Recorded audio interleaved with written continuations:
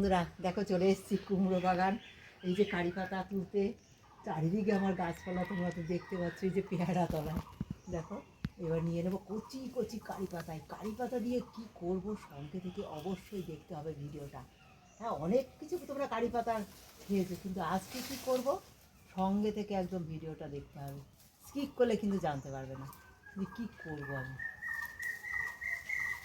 বন্ধুরা তোমরা তো দেখলে আমি কারি পাতা গাছ থেকে তুলে নিয়েছি, আর সব কচি কচি কারি পাতা নিয়েছি আমার এই রেসিপির জন্য।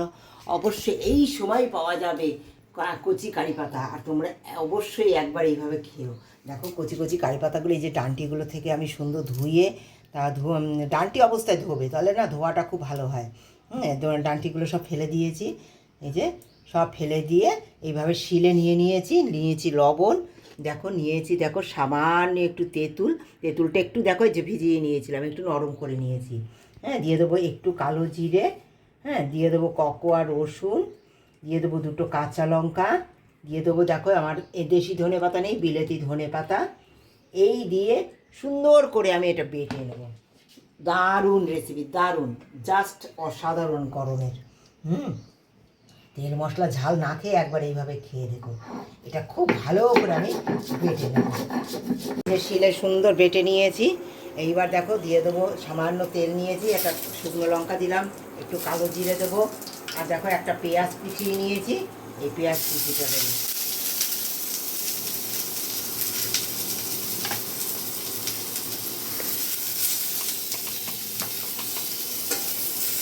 একটু ভেজে নেবো, বেশি না, হালকা করে, অল্প তেল দিয়েছি কেন, সঙ্গে থাকো অবশ্যই জানতে পারবে। আধখানা আলু সিদ্ধ করে নিয়েছি, আলুটা গ্রেট করে এর মধ্যে দিয়ে দেবো। পেঁয়াজটা একটু হালকা হালকা ভেজেছি, এইটা হালকা ভেজে নিয়েছি, খুব বেশি ভাজবো না। হ্যাঁ, এই আলুটা আমি এর মধ্যে গ্রেট করে দিয়ে দিচ্ছি, সেদ্ধ আলুটা। তোমরা ম্যাশার দিয়ে ম্যাশ করে দিতে পারো, হাত দিয়ে মেখেও দিতে পারো, আমি এইভাবে দিলাম। একেবারে লাঞ্চ না থাকলে খুব ভালো লাগবে খেতে, দারুণ স্বাদ হবে। তোমাদের শাকের পরিমাণ অনুসারে তোমরা আলুটা দিতে পারো। কেউ ইচ্ছে না করলে, যাদের সুগারের প্রবলেম বা অসুবিধা আছে, তারা না দিলেও পারো, তাতেও অসুবিধা নেই। আমি জাস্ট অল্প একটু দিলাম, কতটুকু আলু দিয়েছি।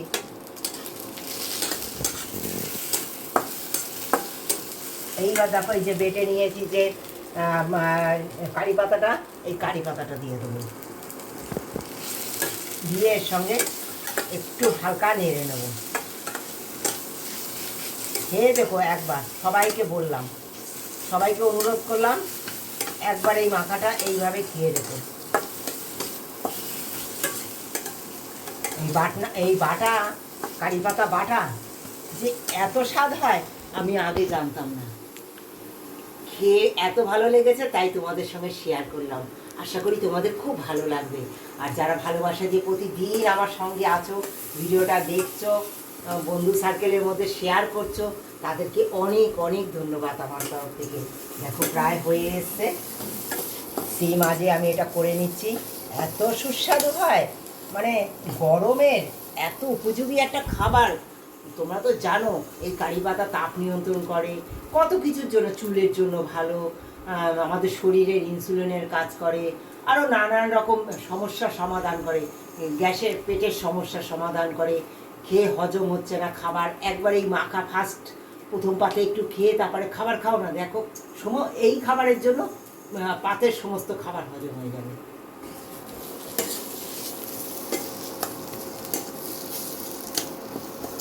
একদম রেডি হয়ে গেছে। হ্যাঁ, এবার কি বলো তো, সার্ভ করার জন্য একদম রেডি। এবার কি করব, এটা এই সামান্য একটুখানি কাঁচা সর্ষে তেল দিয়ে সবাইকে সার্ভ করে দেবো। সামান্য একটু কাঁচা সর্ষে তেল দিলাম, যেহেতু এটা হেলদি টেস্টি খাবার করেছি। হ্যাঁ, আর দিয়ে দেবো সামান্য কদানা চিনি। করতে চাও তাহলে একটু আখের গুড় দিয়ে দিও, তাতেও ভালো লাগবে, আখের গুড় দিয়ে দিতে। আর তোমরা তো জানো আখের গুড় খাওয়া খুব ভালো। দেখো একটু আখের গুড় দিয়ে দিলাম, যা শরীরকে ঠান্ডা করে।